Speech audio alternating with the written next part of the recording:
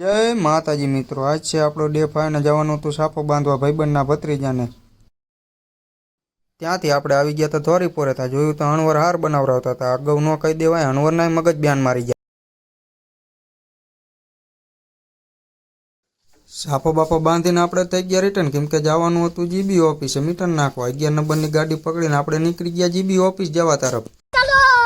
ચલો ઓફિસે આવીને જોયું તો અહીંયા કાકડા ઉઠતા હતા। આજ લઈ જવાનું આ ચેતકે, કાલ કેમ કે પુષ્પક વિવાને હેરાન કર્યા હતા।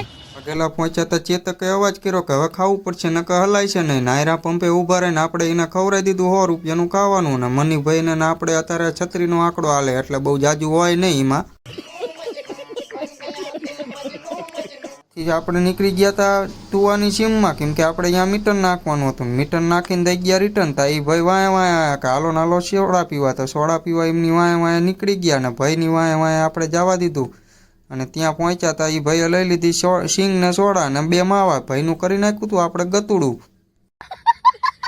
સોડા પીતા પીતા આપણું પડ્યું ધ્યાન પોપૈયાના ઝાડ ઉપર, તો કીધું ફોડ તોડી આવી, પણ નીચે હતી જેટ પ્લસ સિક્યુરિટી એટલે ન ગયા।